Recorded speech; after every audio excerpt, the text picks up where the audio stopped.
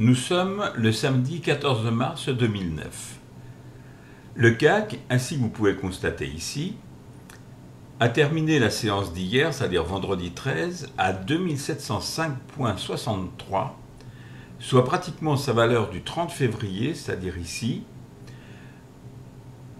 contre 2534,45 vendredi dernier, donc ici, ce qui représente enfin une hausse.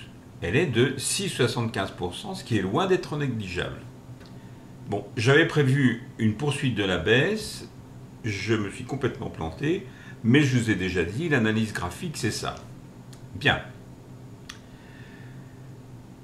Cela dit, qu'est-ce qui risque de se passer? Bien, je voudrais vous faire remarquer une figure qui s'étale depuis le début de janvier 2009, disons ceci,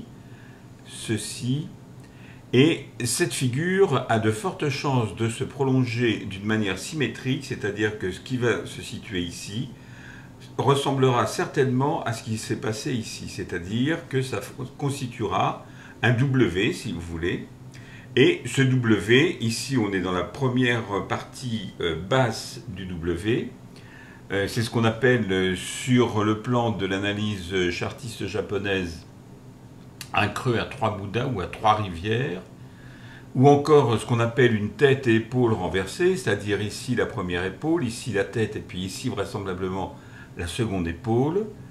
Mais la figure d'une part est loin d'être terminée, d'autre part, si c'est bien ça, eh bien disons que dans l'immédiat, le CAC va remonter, jusqu'à disons mercredi ou jeudi peut-être. Il a de fortes chances de redescendre, c'est-à-dire d'avoir quelque chose de symétrique à ce qui se passe ici, mais dans ce sens-là. Et puis, il va remonter pour ressortir au minimum à la même, disons la même valeur, c'est-à-dire vers les 3400 points, un peu de choses près, ce qui est quand même assez prometteur. Mais enfin, je vous ai dit, hein, c'est quand même, ça n'est qu'une hypothèse d'école parce que la figure est loin d'être terminée. Il va même falloir encore, disons, janvier à mars, ça fait 2 mois, ça va faire avril-mai, attendre jusqu'au mois de mai pour qu'on arrive à ça, c'est-à-dire à peu près à ce que j'ai dit concernant mes prévisions, puisque je pense que vraisemblablement, sur le moyen terme, on sortira de la crise sur le plan boursier, j'entends, attention, vers la mi-2009. Qu'est-ce qu'il fallait maintenant, qu'est-ce qui s'est passé plus exactement, pardon, du côté des devises, et essentiellement de la parité euro-dollar? Eh bien, là, vous voyez, il y a quelque chose qui a quand même considérablement changé, je trouve. D'abord, les valeurs. Le 13 mars, en clôture, il fallait 1,2929 ici, pour obtenir 1 euro contre 1,2637 le 6 mars. Ça représente une appréciation de l'euro de 2,31%, ce qui n'est quand même pas mal sur une petite semaine. Apparemment, donc, la reprise de l'euro continue.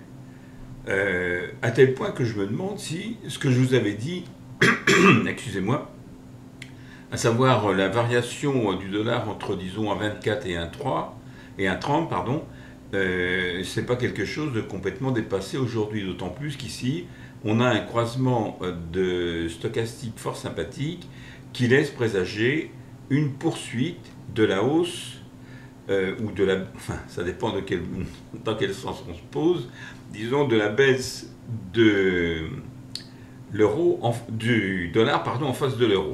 Excusez-moi. On verra là aussi. Hein. Dernier élément, l'or. Alors l'or, lui, eh bien, il a un petit peu la même apparence que le CAC. Je ne sais pas si vous voyez, c'est-à-dire qu'il a des chances de refaire ça. À mon avis, il va repasser bientôt à 1000 euros, mais pour l'instant, on en est à 1000 euros l'once. Pour l'instant, on en est dans une sorte de statu quo, en quelque sorte. Et il a terminé à 930,10 $ l'once ici, en passant par un plus haut de 941,10 $. C'est-à-dire qu'il a des valeurs qui sont proches, disons, de celles de la fin de la semaine dernière, à peu de choses près. Et l'or, à mon avis, a de fortes chances de repartir d'abord à la baisse. Il va peut-être bien taper, enfin c'est court tout du moins, contre la moyenne mobile à 20 jours de Bollinger ici, il y a des chances de repartir à la baisse, de dessiner aussi une figure symétrique à celle-ci, si vous voulez, c'est-à-dire comme ça, et revenir enfin vers les 1000$ l'once. Personnellement, je lui assigne toujours son objectif que je maintiens de 1200$ l'once. Je ne suis pas quand même comme les gens qui le voient à 2000$ l'once ou des choses comme ça. Bref, cela dit, je vous souhaite de passer une excellente semaine boursière et je vous dis à la semaine prochaine.